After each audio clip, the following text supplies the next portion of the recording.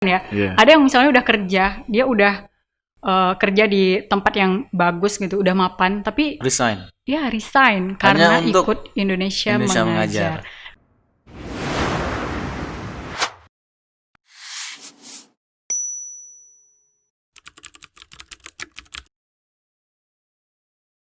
Assalamualaikum warahmatullahi wabarakatuh. Hai, bersama saya di sini di Podcast Corner. Ngobrol asik, nggak perlu panik. Well, bagi teman-teman yang baru bergabung, silakan tekan tombol subscribe, nyalakan lonceng notifikasi, like, dan share jika menurut Anda ini bermanfaat. Type your comment on the below if you have any questions, idea, and suggestions. Selamat menonton, and let's check it out. Oke, baiklah teman-teman, Podcast Corner dimanapun berada.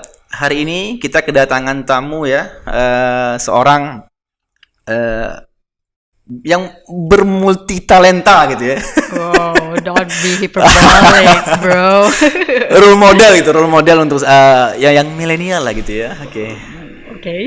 Halo. Sapa dulu dong teman-teman yang ada di manapun berada. Ya, halo semuanya. Halo semuanya. Ada Ella di sini. Ella. Who are you? I'm Ella. I'm Ella. How's your living? It's great. It's great. Doing good ya? Yep. Oke. Baik teman-teman, ini ada seorang Aselerisa. Sebenarnya yang sering dipanggil Ella gitu ya. Jadi saya udah kenal dengan ini udah lama banget gitu. Yeah. Udah sekitar berapa tahun lah? Kita satu sekolah ya, Bang? Satu sekolah. SMP enggak ya? Enggak. Oh, SMA SMA ya? Negeri Kita 1 Bengkalis SMA, gitu. iya. Jadi dan Tapi kita nggak begitu dekat waktu belum SMA ya kan? dekat karena memang karena memang mungkin lingkungan gitu kan. Jadi nggak begitu dekat. Kakak kelas teladan. Jangan gitu dong. Jadi dia ini kenapa kita rekomendasi di Podcast Corner juga karena kita mau bagi sharing bahwa dia punya pengalaman yang mungkin bagi dia itu kecil tapi mungkin bagi orang lain itu sangat bermanfaat gitu. Mudah-mudahan gitu. Dan dulu dia ini bareng dengan saya di Pare. Ya, Di kita kampung Inggris. kayaknya bisa cukup dekat sejak di Pare ya. Di Pare sampai saat ini. Iya. Kesibukan sekarang apa? Sekarang kerja di Rumah Sakit Umum Daerah Bengkalis. Oke. Iya. Sebagai apa? Dokter atau sebagai perawat atau sebagai apa? ASN. ASN. Masih CPNS statusnya. Ya. CPNS statusnya. Di Wow. ya. CPNS. Ya, sebagai staf di subbagian program dan pelaporan. Oke, bukan. Pertanyaannya begini gitu loh. Seorang Ella gitu loh ya. Oke. Gua kenal banget nih orang bahwa dulu cita-citanya pengen ambil lanjut S2 Ya. ke luar negeri. Amin. Targetnya di mana?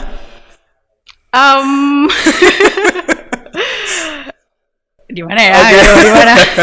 Ya jadi sebenarnya kita bareng-bareng loh itu pengen ya kan punya impian itu, tapi mungkin sekarang ya harus ditunda dulu karena satu dan lain hal.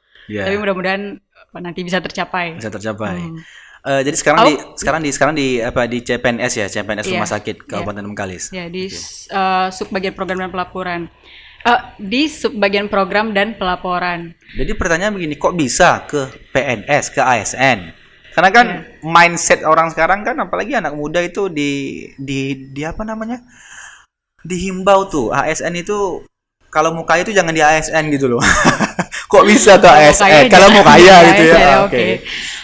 Mungkin sebelum itu aku cerita dikit ya Bang. Silakan. Jadi sebagai staff di subbagian program dan pelaporan itu basically kerjaannya seputar perencanaan program dan kegiatan selama 1 tahun. Oke. Kalau itu kita sebutinnya renja ya, rencana kerja. Oke. Dan ada juga yang perencanaan dalam 5 tahun yang kita katakan renstra, rencana strategis. Nah, selain kita di sebagian program dan pelaporan merencanakan program dan kegiatan dalam 1 tahun, program dan kegiatan apa nih yang mau dijalankan di rumah sakit gitu kan. Nah, kita juga memonitor itu, kemudian juga melakukan evaluasi dan controlling. Ya mungkin. Berarti itu tupoksi di rumah sakit. Iya. Dan sekarang statusnya sudah ASN atau masih CPNS? Iya, gitu? masih CPNS. Kok lama banget? Ya, mungkin itu sedikit ya, maksudnya sedikit gambaran pekerjaan saya sebagai ASN karena gini, maksudnya kadang-kadang kita kayak dengar stigma, sering gitu ada stereotype kalau ASN kerjaannya apa gitu kan. Iya, betul. Ya paling duduk-duduk santai terus datang telat, pulang cepat kayak gitu. Dulu waktu saya kuliah itu memang PNS itu kan cenderung ya kalau dalam teori itu kan Weberian gitu ya. Oke. Karena dia cenderung apa ya, gemuk ya, Iya. banyak sekali meja-meja yang harus dihadapi begitu ya. Dan tapi hari ini enggak ya. Ya mungkin sepertinya pemerintah masih sedang dalam proses untuk ya merampingkan itu. Oke. Tapi tetap apa namanya, target dan kerjanya ada, walaupun kata orang PNS masih aja ibaratnya tuh kerjanya kongko-kongko, tapi enggak juga ya. Ya nggak bisa dibilang tidak bisa digeneralisir. Oke. Ya. Oke. Jadi apa sih yang jadi gini, jadi pertanyaannya tuh kok apa ya, kok kenapa? Iya, kenapa seorang Ella itu kok bisa memilih ASN gitu. Ya, jadi ya mungkin abang tau lah ya kan, kita dulu sama-sama pengen cari beasiswa terus lanjut kuliah lagi gitu kan ke luar negeri. Nah tapi memang ya itu belum bisa terwujud sekarang. Dan sebenarnya untuk akhirnya mendaftar jadi CPNS itu sebenarnya keinginan orang tua sih. Ya alasan cancel. Tapi kan orang tua kan adalah segalanya. Ya sih, maksudnya ridho orang tua gitu ya. Betul, ridho orang tua, ridho yang maha kuasa begitu. Nah jadi karena itu salah satu keinginan orang tua juga, akhirnya ya udah coba gitu. Cuman sebenarnya selain itu ada satu hal lagi yang mungkin jadi faktor pendorong kali ya kenapa akhirnya aku daftar CPNS.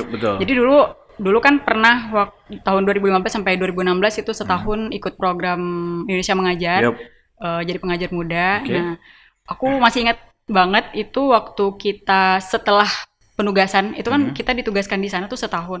Nah setelah itu di mana? Di Indonesia Mengajar di mana? Kan diserang sebar di mana-mana. Kemarin dapat di mana? Ya, jadi aku ditugaskan di Rotendao, Kabupaten Rotendao, Nusa Tenggara Timur. Oh jauh ya? Ya. Tapi kan itu kan sambil cuci mata lah ya. Ya, oke nanti kita akan cerita banyak soal itu. Jadi setelah masa penugasan itu kita ada yang namanya orientasi pasca penugasan. Nah di itu sekitar berapa ya? Seminggu kali ya. Aku lupa berapa lama durasinya. Nah jadi selama masa orientasi pasca penugasan ini, jadi ada pemateri gitu kan yang ada salah satu materi yang disampaikan di orientasi pasca penugasan ini. Jadi pemateri ini menanyakan kepada para pengajar muda yang sudah selesai tugas. Nah, beliau menanyakan seperti ini. Oh, di sini siapa yang kira-kira setelah ini ingin meniti karir menjadi seorang akademisi seperti itu. Nah, beberapa lalu tunjuk tangan. Nah, kemudian ada lagi beliau menanyakan lagi. Kalau yang ingin meniti karir di sektor swasta, ada yang tunjuk tangan, beberapa nunjuk tangan. Nah, terus siapa yang pengen jadi entrepreneur, nunjuk tangan. Nah, terus tiba lagi mana? Nah, pertanyaan berikutnya, siapa yang ingin masuk ke sektor pemerintahan gitu di sistem birokrasi kita? Sangat sedikit yang tunjuk tangan seperti itu. Itu sih. Aku waktu itu kalau nggak salah nunjuk tangannya di jalur akademisi karena emang pengen lanjut kuliah, rencananya emang lanjut kuliah. Nah terus saat itu beliau berkata seperti ini, harapan sebenarnya ya nggak apa-apa sih, itu kan pilihan masing-masing gitu. Tapi harapannya beliau berharap akan semakin banyak gitu orang-orang yang mungkin punya keinginan ingin memperbaiki negeri ini gitu, bisa masuk ke sistem birokrasi seperti itu. Di ASN lah ya, di PNS ya. Ya, karena ketika misalnya orang-orang yang mungkin kurang tepat di situ yang masuk ke situ ya akan sulit gitu kan kita untuk makin maju dan. Jadi artinya begini, artinya semakin besar himbauan orang-orang untuk ASN apaan sih, PNS apaan sih, tapi ketika orang meninggalkan sektor itu maka artinya tidak ada orang-orang yang integritas ya, orang yang mempunyai jiwa cinta akan negeri gitu ya. Dan PNS merupakan salah satu orang untuk membenah negeri ini gitu. Luar biasa sekali. Dan waktu itu sebenarnya aku pribadi bertanya-tanya sih, kenapa ya sektor birokrasi itu kurang menarik minat para kaula muda, katakanlah gitu, para generasi milenial seperti itu kan. Dan sebenarnya waktu itu aku cukup penasaran dengan itu sebenarnya. Nah, makanya ketika ada kesempatan itu terus ada dorongan orang tua juga untuk ya udah gitu. Maksudnya kalau misalnya memang belum rezekinya untuk kuliah lagi gitu, ya coba aja. Kebetulan ada buka pendaftaran CPNS. Terus ya udah aku coba karena sebenarnya faktor penasaran juga gitu.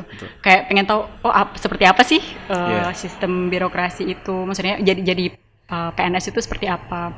Nah, terkadang setelah aku ini kayaknya udah setahunan sih aku kerja di bekerja sebagai di birokrasi ya. Ya, di lingkungan birokrasi. Dan mungkin ada beberapa hal sih yang menurutku cukup mengganggu. Bukan mengganggu, apa ya? Ada beberapa hal yang mungkin distract lah ya. Iya, pengen diluruskan seperti itu. Yeah. Nah, jadi bayangin ya, Bang. Aku kayak misalnya kita kayak pergi gitu kan silaturahim ke rumah keluarga atau apa gitu. Nah, aku masih menemukan pertanyaan-pertanyaan yang kayak lulus kerja di mana sekarang gitu. Jadi alhamdulillah lulus CPNS Bu, misalnya kayak gitu kan. Nah, terus iya gitu. Terus ada pertanyaan kayak gini. Bayar berapa gitu. Terus atau ada pertanyaan bahasa Melayunya ada orang dalam gitu. Iya, siapa yang masukin? Nah, kayak gitu. Terus aku yang mungkin aku nggak tahu maksudnya yang dulu seperti apa kan. Mungkin itu ya stereotype lah kalaupun ada, atau tapi stigma kan lah ya. Iya, stigma. Nah, cuman yang pengen aku ceritain, salah satu yang pengen aku ceritain mungkin bagi pemirsa, pendengar yang masih berpikiran teman-teman yang masih berpikir kayak gitu. Jadi sebenarnya sejak 2014 sih. 14 aku lulus 2018. ASN ya. CPNS-nya ya. Nah, itu menurutku sistem rekrutmennya itu sudah sangat-sangat profesional sih. Dan ya karena kan udah digital ya, udah online. CAT ya. Ya. Computer Assist Test. Ya. Jadi kayak kita dikasih soal terus langsung ngerjain, keluar hasilnya gitu. Maksudnya ya mau cheating nggak bisa ya gitu ya. Ya itu mungkin nggak tahu ya peluangnya seperti apa, tapi ya paling tidak prosesnya. Itu proses untuk mengarah ke sana itu jadi lebih baik gitu. Tapi kan ya sepakat sih memang jadi ASN kan not bad. Contoh, karena kan pemerintah kan lagi mengeluarkan LPDP yang untuk ASN, TNI, Polri gitu kan. Jadi sebetulnya not bad lah ya untuk artinya harus diluruskan begitu. Jadi memang malam ini luar biasa bahwa ada ASN muda Kabupaten Bengkalis yang punya yang punya visi dan misi ke depan lah menjadi lebih baik gitu. Mudah-mudahan sih. Mudah-mudahan. Cuman kadang bercandaan teman-teman ya yang maksudnya bukan di sektor ini, kadang-kadang tuh mereka yang awas lo nanti ikut arus, nah kayak gitu. Betul. Iya. Jadi sekarang di ASN saja. Iya. Dan beberapa hal lagi nih Bang yang bikin aku sebenarnya kayak surprise gitu. Karena sebenarnya aku pribadi sebelum masuk ke bekerja di sektor ini, aku juga punya beberapa stereotype gitu kan. Jadi kayak mungkin sistem kerjanya yang monoton. Terus kan ketika untuk lulus bisa kelulusan 100%, kalau dari pengangkatan dari CPNS ke PNS, itu kan kita harus melalui proses yang namanya latsar ya, pelatihan dasar. Nah, aku sempat mikir, latsar ini bakal kayak apa ya, kayak gitu. Mungkin kayak bakal bosan gitu, terus kayak kuliah satu arah gitu kan, ada yang kasih metode ceramah dan sebagainya. Tapi surprisingly, wow, it was fun. Maksudku fun gitu. Itu menurutku menarik sih. Pelatihan dasar yang diberikan sekarang untuk para CPNS ini. Dan itu sangat menyenangkan. Maksudnya kemarin di mana di Bengkalis sih, di Bengkalis. Di Klat. Berapa lama? Itu berapa lama ya? 3 bulan ya? 3 bulan. Sekitar 2 bulan on campus. 1 bulan aktualisasi di kantor gitu. Di tempat kerja off campus kita kayak kita harus bikin project apa gitu. Jadi kemarin bikin project apa? Wow, ini bisa jadi panjang sih. Nah, jadi kita sharing aja biar untuk teman-teman yang teman-teman yang setia dengan podcast Corner tuh bisa menonton ini kan pengalaman teman-teman. Makanya kita mau menggali bahwa teman-teman itu kan punya cerita masing-masing gitu. Jadi lanjut. Jadi kemarin sih project latsarnya itu tentang penerapan aplikasi Mencandu sih. Jadi apa? Mencandu ini adalah media perencanaan terpadu. Nah, itu sebenarnya jadi kebetulan atasan saya Kasubag kan kalau kita kan di ASN itu kan ada ininya struktural gitu ya. Struktural gitu. Nah, jadi Kasubag saya kebetulan waktu itu lagi di Klatpim, untuk jabatan eselon 4 seperti itu. Nah, jadi beliau ini sudah merancang aplikasi itu. Memang sih aplikasinya masih dalam bentuk Excel, Microsoft Excel. Nah, seperti itu. Nah, beliau udah rancang, tapi kan untuk kalau misalnya di birokrasi kan di pemerintahan kita tuh harus kayak aplikasi itu mau dipakai harus ada pemberlakuannya, harus bikin peraturannya gimana, legalitasnya dan sebagainya seperti itu. Nah, jadi salah satu hal yang menentukan keberhasilan kita di project ini adalah bagaimana kita bisa bekerja sama dengan atasan kita seperti itu untuk sama-sama mencapai suatu tujuan itu gitu. Jadi bagaimana aplikasi itu bisa diimplementasikan gitu. Nah, karena sebenarnya kenapa akhirnya project ini muncul, salah satu yang melatar belakanginya adalah sekarang sering terjadi ketidakkonsistenan data gitu antara kayak bagian kita dengan bagian yang lain. Betul. Jadi terkadang overlapping ya terkadang ya. Jadi data contoh aja mungkin data orang skin gitu ya di suatu instansi begini, istilah lain begini gitu ya. Dan itu memang harus yang telah dilakukan oleh Ella ketika itu. Jadi harapannya memang supaya aplikasi ini bisa membantu pekerjaan itu sih. Dan pada akhirnya project yang saya laksanakan di Latsar itu membantu project Kasubag saya yang itu. Dibuat yang di rumah sakit itu. Jadi Berarti inilah ya namanya punya standar dan target. Dan untuk proses terlaksana lah targetnya gitu. Iya. Menuju proses legalitasnya itu tadi sih. Oke, jadi saya tertarik tuh tentang Indonesia Mengajar kemarin ya. Iya kan? Iya kan? Iya, Bang, sebelum itu. Nah, jadi makanya karena proses rekrutmen tadi boleh kan? Silakan. Jadi karena proses rekrutmen yang sudah profesional tadi, jadi harapannya ya buat teman-teman yang mungkin punya banyak ide gitu atau inovasi gitu dan mungkin punya sesuatu yang ingin mungkin bagi teman-teman yang pengen berkontribusi gitu kan untuk negeri gitu. Ya mungkin melalui jalur birokrasi ini menjadi bagian dari sistem birokrasi mungkin menjadi salah satu pilihan. But unfortunately tahun ini nggak buka kayaknya. Oh ya? Karena pandemi kan. Oh, tapi sebenarnya lagi jalan kan ya? Iya jalan, tapi yang tahun lalu gitu kan. Tapi di tahun yang ini kan nggak jalan nih, yang untuk pembukaan tahun 2020 gitu. Malah yang 2019 yang harusnya kan udah selesai TKD ya, cuman TKB yang belum. Ya kan. Oke. Ya jadi untuk generasi millennials boleh lah dipertimbangkan. But it was fun kan? Iya. Yep. Oke, jadi selain itu ya kemarin kan tadi menyambung yang tadi. Jadi ini kan makanya tadi saya bilang di awal bahwa Ella itu kan banyak, makanya kita mengundang Ella itu kan biar bisa cerita gitu loh. Selain sekarang sibukannya adalah ASN, kemarin kan Indonesia Mengajar. Tahun kapan? Itu 2015 sampai 2016. Ya. Pengabdian. Pengabdian kepada inilah warga seluruh Indonesia lah ya yang disebarkan kemana-mana. Itu hiperbola sih sebenarnya. Jadi kalau boleh cerita ya. Silakan. Alasan kenapa ikut Indonesia Mengajar itu awalnya waktu semester 6 sebelum KKN. Kalau kita jadi aku dulu kuliah di FKM USU, Fakultas Kesehatan Masyarakat Universitas Sumatera Utara Medan. Nah, jadi waktu semester 6 itu ada seorang teman cerita. Waktu itu kita sebelum masa KKN cerita kalau ada program yang namanya Indonesia Mengajar. Nah, terus dia bilang, "Lah, itu daerahmu masuk daerah penempatan loh," katanya gitu. Bengkalis kan, katanya gitu. Oh iya, nah aku jadi penasaran kan. Akhirnya aku browsing, googling terus nyari indonesiamengajar.org gitu. Apa nih Indonesia Mengajar nih? Nah, terus akhirnya lihat, baca, kayaknya menarik ya gitu. Karena salah satu tujuannya adalah ingin mengajak sebanyak-banyak orang sama-sama kita peduli dengan pendidikan. Seperti itu.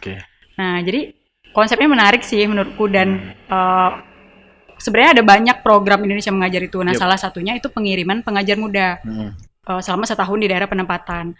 Nah, aku lihat juga profil-profil pengajar muda yang akhirnya sudah dikirim di tahun-tahun sebelumnya, dan itu mereka luar biasa sih menurutku. Maksudnya background pendidikannya, terus pengalaman organisasi, dan bahkan ada yang misalnya udah kerja, dia udah kerja di tempat yang bagus gitu, udah mapan, tapi resign karena ikut Indonesia Mengajar. Dan akhirnya itu bikin aku penasaran gitu. Ini ada apa nih sebenarnya di Indonesia Mengajar gitu. Nah, terus karena tadi masih bertanya kan ya kenapa ya Bengkalis jadi daerah penempatan kayak gitu. Mungkin karena 3T kali. Tapi kalau di LPDP kita nggak masuk lagi loh 3T. 3T. Terakhir aku daftar LPDP afirmasi. Tahun kapan? 2000 berapa ya? 18 ya kayaknya. Nah, 2018.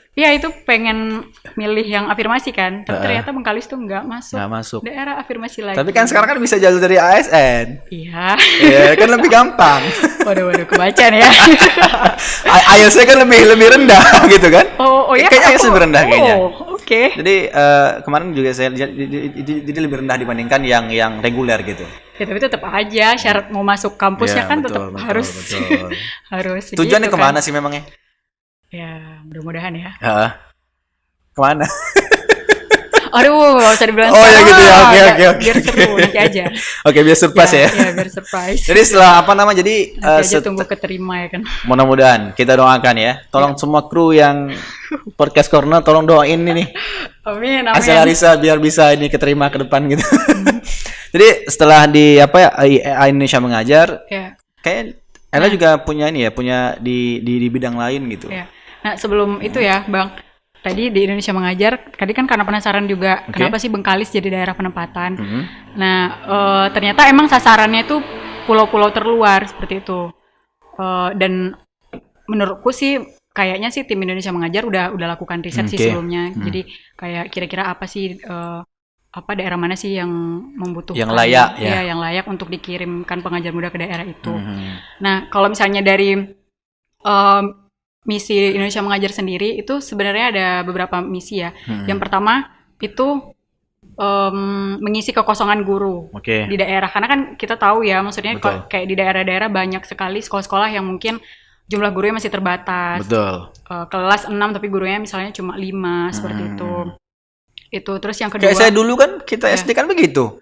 Guru matematika Ibu A, guru bahasa Indonesia Ibu A. Jadi satu guru itu bisa 5 mata pelajaran gitu. Jadi kan kekurangan guru ya.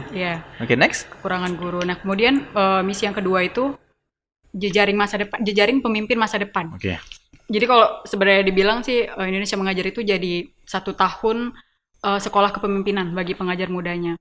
Karena kayak di situ kita belajar bagaimana membuat sebuah kegiatan gitu, atau bagaimana berkomunikasi dengan orang, menjalin komunikasi yang baik dengan orang, terus bagaimana supaya orang bisa setuju nih kerja sama kita kayak gitu.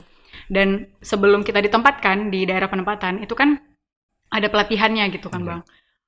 Kayak misal dulu waktu aku daftar Indonesia Mengajar, nah itu orang tua sempat nanya tuh, ya kan SKM loh gitu, ngapain jadi guru. Dari ngapain guru ya? Iya, dengan SPD gitu. Iya, kalau misalnya mau jadi guru ngajar dari dulu gitu kan. Iya, dari dulu kuliahnya pendidikan kayak gitu. Jadi penuh dengan filosofi ya. Iya. Jadi nah itu yang kedua. Nah, yang ketiga ya, ketiga itu adalah salah satu misinya menjadi fasilitator untuk membangun inisiatif-inisiatif yang ada di daerah seperti itu. Nah, jadi kayak yang Abang bilang tadi kan, sebenarnya ini pengajar muda nih. Aku juga maksudnya sebelum jadi pengajar muda, aku ngelihat pengajar muda itu, kebetulan aku sebelum keterima aku ke Pare dulu. Nah, terus aku ketemu sama beberapa pengajar muda. Dan secara personal mereka menurutku luar biasa gitu kan. Dan aku tuh kayak, mereka keren dan sebagainya gitu. Berarti Ella dulu ke Pare dulu baru ke Indonesia Mengajar ya, bukan langsung ya kemarin. Bukan langsung karena aku gagal di yang pertama, Bang. Gitu. Karena gagal terus aku yang ngapain ya, mau kerja, ada sih nyoba kerja gitu, tapi aku kayak terus sebenarnya niat mau ke Pare itu udah lama, udah dari semester berapa gitu. Terus aku pikir aku belajar bahasa Inggris dulu deh kayak gitu. Akhirnya aku ke Pare. Jadi bagi teman-teman yang nggak tahu Pare itu di kota bukan kota sih, desa ya. Pokoknya daerah kecil yang ada di Kabupaten Kediri gitu. Jadi di situ memang dengan penuh banget untuk orang untuk belajar bahasa Inggris gitu. Kampung Inggris ya, orang bilang sering kampung Inggris. Jadi lebih dikenal dengan kampung Inggris ya. Nah, itu akhirnya keterima, ya udah aku setahun di sana. Nah, jadi kalau misalnya kita lihat dari 3 misi ini tadi gitu kan, itu benar-benar sangat-sangat luar biasa sih gitu. Betul. Dan cukup ya. Dan itu yang menjadi alasan kenapa bergabung di Indonesia Mengajar. Dan itu benar-benar dirasain gitu, nilai-nilai itu benar-benar diresapi. Disampaikan gitu saat pelatihan. Betul. Nah, aku awalnya sih mikir kayak karena aku ketemu beberapa pengajar muda di Pare gitu kan, aku ngelihat mereka secara personal, wow mereka keren kayak gitu. Nah tapi setelah aku jadi pengajar muda dan terus akhirnya terjun langsung ke daerah tugas gitu, itu tuh yang benar-benar kayak, aduh, maksudnya makanya aku nggak sepakat sih. Mungkin kalau kayak orang banyak itu menilai, wah pengajar muda kayak hero gitu ya. Iya betul. Terjun ke daerah terus ngajar, wah mulia sekali kayak Betul, gitu kan. betul, okay. Tapi sebenarnya nggak sederhana itu. Iya nggak sesederhana itu, karena sebenarnya malah kalau menurutku pengajar muda itu sendiri yang banyak belajar dari kearifan lokal, dari bagaimana kita memahami akar rumput gitu, memahami langsung gimana sih kondisi masyarakat, khususnya di bidang pendidikan langsung di daerah seperti karena itu. Kan secara awam mungkin orang ngomong pendidikan itu lo datang, lo ngajar udah selesai gitu kan. Padahal kan enggak, padahal kan ada proses yang panjang gitu. Karena memang kalau yang ngajar kan semua orang bisa ngajar gitu. Tapi kalau untuk mendidik kan enggak semua orang nggak bisa mendidik gitu. Bener sih. Dan aku kayak ngerasain, wow ternyata jadi guru ya itu nggak mudah gitu, apalagi sekolah dasar gitu ya. Iya kan, iyalah kalau sekolah dasar siswanya kan nggak bisa ngapa-ngapain, ibaratnya kan masih inilah kan masih yang belum tahu apa-apa. Gitu. Oh ya, soal yang pengajar muda itu maksudnya bukan superhero yang bisa mengubah segalanya dalam setahun. Nah makanya sebenarnya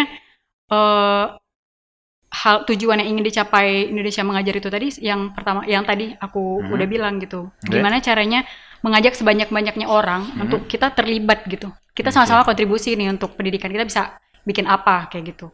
Nah makanya kita di penempatan itu biasanya kayak ngajakin pemuda-pemuda desa, terus instansi-instansi, kita bikin apa nih, kayak misalnya kita bisa bikin pelatihan guru untuk metode belajar kreatif gitu kan, gimana caranya biar bisa ngajarin suatu materi dengan menyenangkan kayak gitu.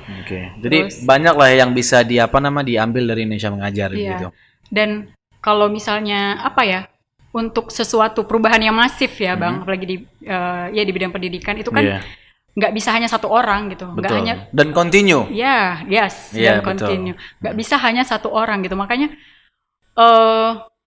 kerjasama itu emang penting gitu, kolaborasi. Betul. Ya kita bisa bilang maksudnya kayak sosok-sosok terkenal lah, Bill Gates atau siapa lagi misalnya Mark dan Buffett dan sebagainya. Maksudnya ya mereka emang sosok yang hebat gitu, tapi walau bagaimanapun mereka pasti juga punya tim yang hebat gitu kan. Betul. Kayak gitu sih. Jadi ya itulah salah satunya, makanya ya butuh banyak, maksudnya keterlibatan banyak pihak lah. Makanya yang menjadi aneh itu kenapa sosok Ella gitu kok bisa bertransformasi menjadi seorang ASN begitu ya. Tapi kan tadi alasannya kan yang nggak masalah gitu kan. Soalnya kan dimanapun kita bisa mengajar gitu. Jadi dengar-dengar sekarang juga ini ya, juga kayak kemarin sibuk di ini juga, terpilih menjadi duta baca. Ya, duta baca. Itu sebenarnya sebuah unsur ketidaksengajaan juga gitu, karena jadi ceritanya aku memang kalau di Bengkalis salah satu tempat yang sering aku datangi itu di Persib Bengkalis, Dinas Perpustakaan dan Kearsipan Kabupaten Bengkalis gitu. Nah, dulu sebelum yang sekarang itu kan dulu di Jalan Hang Tuah ya. Itu masih bangunan kecil gitu. Aku masih ingat masa kecilku cukup sering dihabiskan di sana gitu ya. Maksudnya sama teman-teman kita sepedaan gitu. Terus kayak kalau misalnya mau minjem komik Conan atau buku 5 Sekawan atau apalah yang itu bacanya komik apa nih atau majalah Bobo? Ya kalau misalnya kecil dulu ya gitu, majalah Bobo, terus kayak komik gitu kan. Betul, kayak cerita-cerita petualangan 5 Sekawan dan sebagainya, Lupus yang lucu-lucu kayak gitu kan, Lupus Boim Lebon. Nah, jadi dulu tuh kayak sampai rebut-rebutan gitu kan sama teman-teman.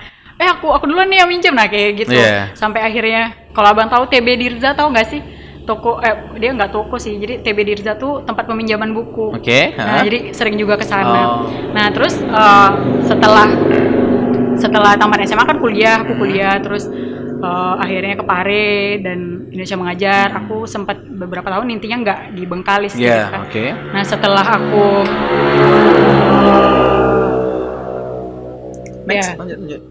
beberapa tahun aku nggak di Bengkalis. Nah setelah tahun berapa itu ya, maksudnya setelah perjalananku mendaftar beasiswa dan sebagainya dan akhirnya keterima CPNS, akhirnya aku balik di Bengkalis lagi. Terus aku di Persib gitu kan, dan memang sudah bertransformasi dari segi bangunan, itu udah bagus banget menurutku. Cuman ketika aku kesana itu menurutku masih sedikit umum gitu, orang umum dan maksudnya anak-anak tuh masih sedikit yang ke sana. Banyak yang ke sana itu malah mahasiswa gitu kan. Mungkin karena kebutuhan mereka juga untuk nyari bahan skripsi untuk, gitu ya. Ya untuk tugas kuliah.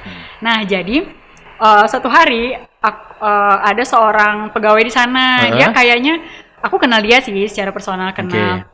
Nah, dan tapi aku nggak tahu dia kerja di sana. Aku kenal dia di kegiatan yang lain lah, di situasi yang lain gitu.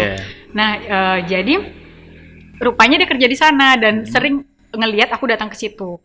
Nah, terus satu hari dia bilang, Ella mau nggak jadi ini perwakilan Kabupaten Bengkalis untuk ikut seleksi duta baca di provinsi kayak gitu. Karena kita nggak punya nih siapa yang bakal dikirim kayak gitu. Kita belum punya nih orangnya, siapa yang bisa yang mewakili Bengkalis untuk itu gitu.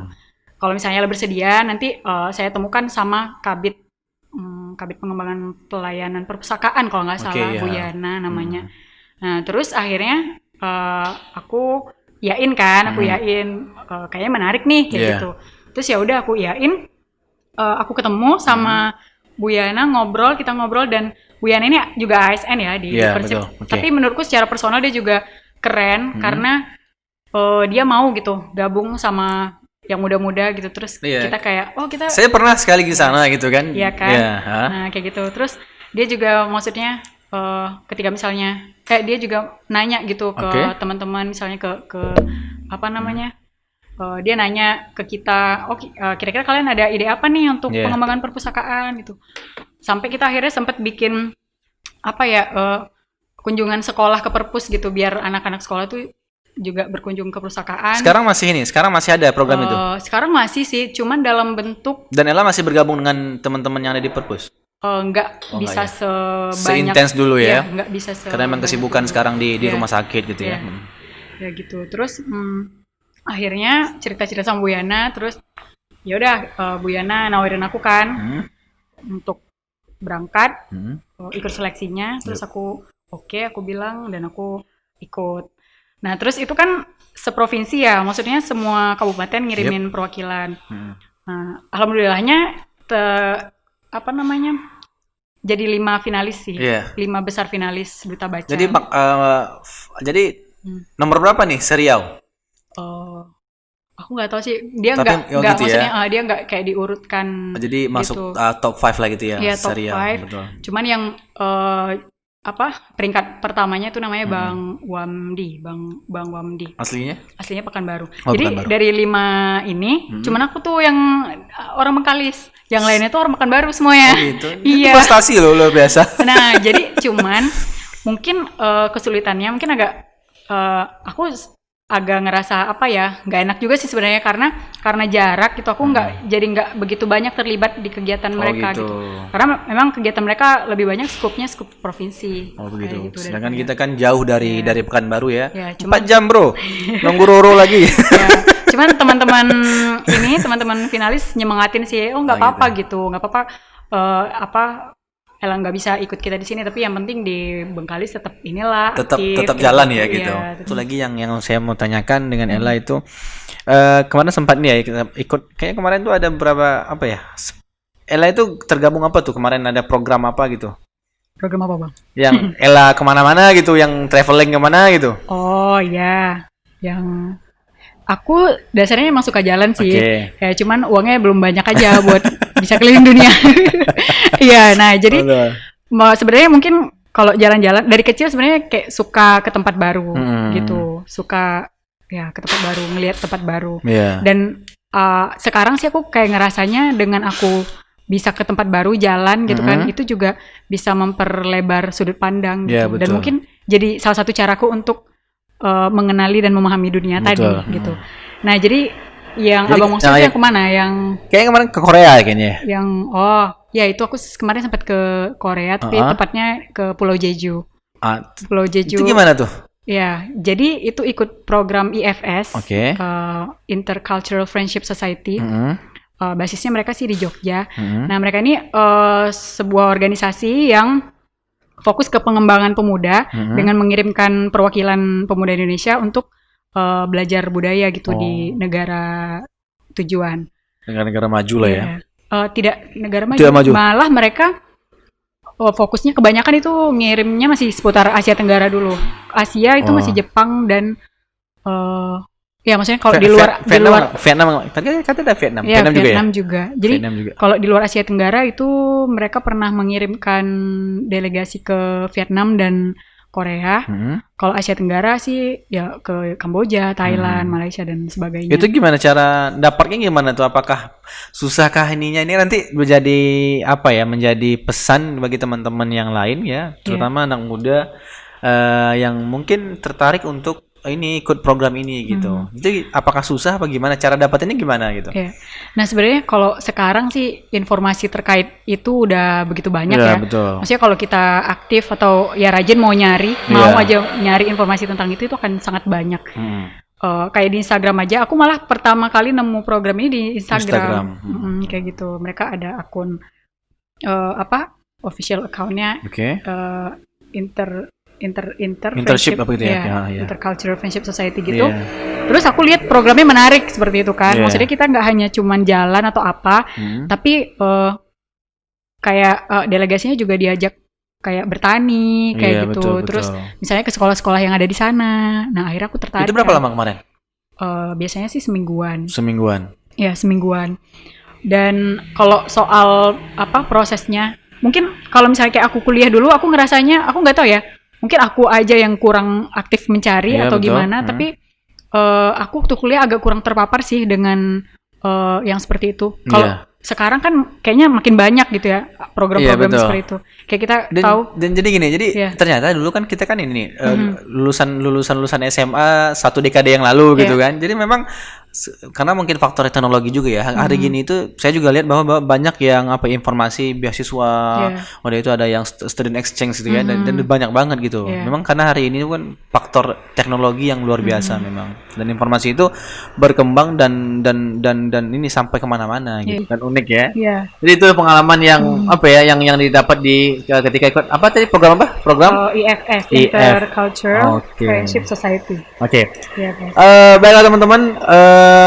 Sebelum kita akhiri pada sesi kali ini, apa sih pesan seorang Ella untuk teman-teman teman-teman yang ada yang di luar sana gitu loh, untuk pendengar atau penonton setia podcast Corner, silakan.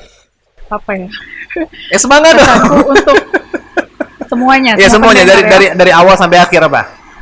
Pesanku untuk semua pendengar podcast Corner adalah tetaplah penasaran. Dan terlebar cakrawala. Dan jangan lupa subscribe. Iya, jangan lupa subscribe ya.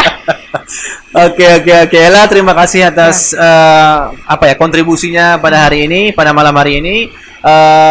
Insyaallah mungkin nanti di lain kesempatan kalau kita ada kesempatan kita collab lagi. Mudah-mudahan masih bisa diberi ruang dan waktu agar bisa bertemu lagi.